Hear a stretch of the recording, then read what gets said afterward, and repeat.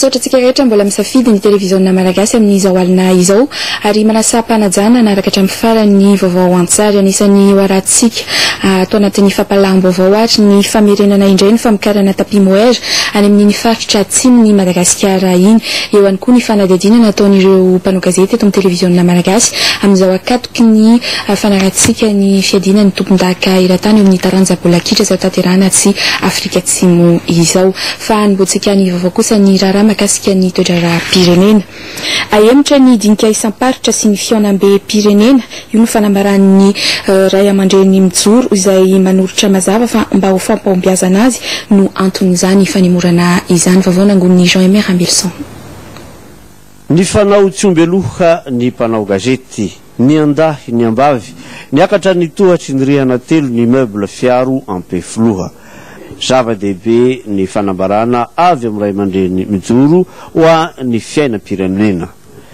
namaky ny fanambarana ary ny pastora Ramin Paul tamin'ny anarany reo ray aman-dreny rehetra tonga teto rehefa avy nanontany ny gazety sy radio ary televizionna misy ny mpanao gazety tsirairay ndeha harahantsika ny votoaty ny fanambarana ny ray aman-dreny mijoro sy ny komity mpikarakara ny fanatotosana ny dinika santatra sy ny fiaonam-be pirenena izay nokasaina atao ny valo sivy folo jona folo sy roa arivo sy ny 4 dimy ambe folo enina ambe folo fito ambe folo jona folo sy roa arivo izay nivory androany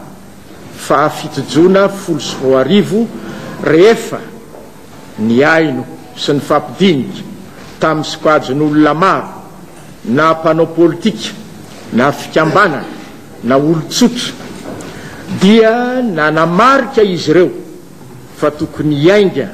any fotony ny fifanankalozakevitra sy ny dinika momba ireo lohevitra zay arosony komity mpikarakara na atsapa fa mbola maro ireo fanatotosana ny sy fifandresen-dahatra atao amin'ireo akolafikery politika maro samihafa sy ny fiarahamon'ny pirenena sy raisam-pirenena na atsapa fa ilaina ny ampirindra sy ampilamina tsara ny fahazahoan'ny malagasy tsy ankanavaka maneho ny fahavononana iara-midinika dia nanapa-kevitra fa aemitra ireo daty voatondro hanaovana ny dinika santatra sy ny fiaonam-be pirenena atao eny amin'ny distrika 5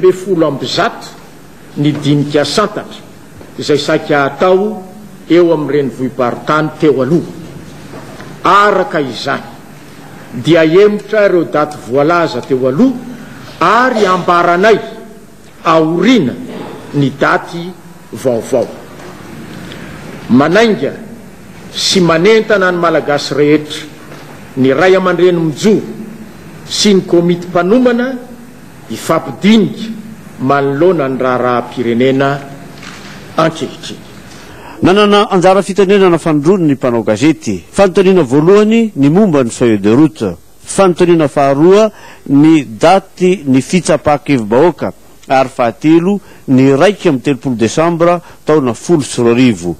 ho fampahombiazana ny dinika santatra sy ny fiaonam-be pirenena no antony zao fanemorany zao hoy ny pasteur Ramin Paul ho setry ny fanontaniana koa mampananteny zay fa tsy maintsy hisy fanambarana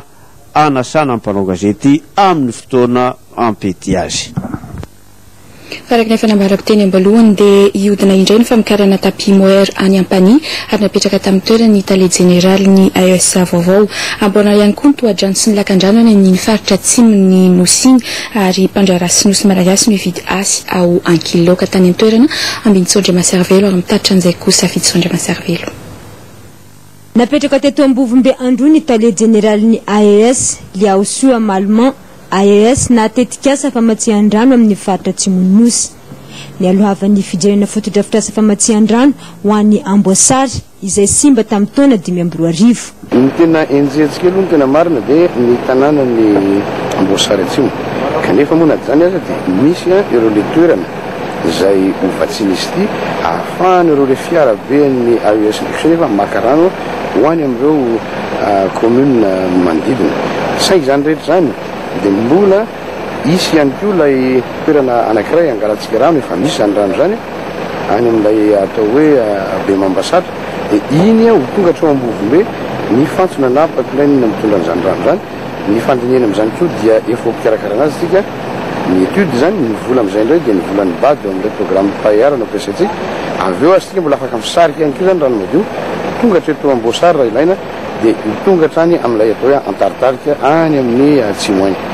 Nambara tampabe masteto ampani koa ny tetikasa OVOP izay entina hamerenana ny lazany ampani amin'ny fiompiana osy sy famokarana tapis moair. One village one project hoe ny tao ampania dia resaka laine saika novidina dia fampiresaka zay sy ny ministra ny industrie dia hoe mety zany mety fa hanampy zareo amin'ny resaka fiompiana an'ireny osy angora reny. Ka zava-dehibe zay satria tao zay hidina ny vidin'ireny osy reny amin'ny fahefa-mividin'ny piompia mba hahafahan'izy ireo zany mividy azy ary avy eo mampitombo azy. Sy vao androany vao eto ministère fa efa nisy volana maromaro zao efa fanefa ny fitsidiana ataon'ny ministère ny économie sy industrie zao aty ampani mba hijerena akaiky ny fomba amerenana andray izay laza ny tapis moair eto ampani zay. Ho an'ny tantsaha-ty ankiloloky indray dia nambara tamin'izy ireo fa isy fanarana vaovao amin'ny mpandrara sinoa malagasy hividy ny landiazon'izy ireo. Ambonin'izay ny fanamboarana lakan-drano 720 kilometatra isotomana rano avy amin'ny tohadrano ny Andoharano. Ity tetikasa ity zany dia kasa no vita amin'ny volana septambra amin'ny taona ho avy. Ny vola natokana amin'izy io dia mananontanika amin'ny 10 lavitrisa dolara. Ahafahantsika zany mifehany zay rehetrarehetra zay 720 kilometatra ny halavan'io kanaly io ary hitanareo fa zavatra ngeza le asa fa tsy zavatra asa kelikely ary ny fahatezany zay no mba jerevanay manokana mba hatratra 30 taona ka hatramin'ny 50 taona mba ahafahan'ny tantsaha manana rano mandavatona mba ahafahantsika zany mba manana fifehezana izany rano zany azona vokatra betsaka amin'ity faritra ty. Mbola mahakasika ny toekarena ty atsimo ihany dia nojerena tamin'ny fandalovan'ny reto délégation tarihin'ny premier ministre Camille Vital ny orinasa sinoa hitrandraka solika aty Sakara. Any amin'ny faritra atsimo Madagasikara iny ihany dia ho vatsiny ny ministry ny atany finday ireo lehiben'ny fokotany eo amin'ny distrikany Toliara tsy tsitsitsony ireo tompona andraikitra eo amin'izay sehatra ny fandriam-pahalemana izay fa ankoatr'izay dia eo am-pamaranana amin'ny ady amin'ny valala ihany koa ny any toerana mbola vaovao nangony ambinitso Andriamasavelo ihany mitatitry Doli Roditis. Hevitra ny Jeneraly Camille Vital, Prime Ministre lehiben'ny gouvernement ny amin'ny tsy fandriam-pahalemana misy eo amin'ny faritra Anosy sy Androy ary atsimo andrefan'iny. Hodiniana ny fanaovana opération tsy mitsitsy sy ny fampiasana helikoptera. Raha eo ny anatsika avao ny mangalatsy mampandalombeo tsy raha olo hafa. Nareo avao ny magnome lala dahalo zao baka Sakara baka mikoboka o. Fa tsy raha magnahy hahitana hevitra avao. Ka malahelo moa lafa sambory ka mitorotoro ka manao intervention mamonjy ny rakoto mamonjy ny rape anaro anaky fa tsy raha soantsika ny halatsaratsy tsika samby gasy famony fangalatsy. Ankoatra ny fampitandremana natao tamin'ireo ray aman-dreny izay niompy dahalo dia ny mpitandro filaminana no nahazo lesona teto Sakara. Tamin'ny fotoan'andro tsy nisy polisy teto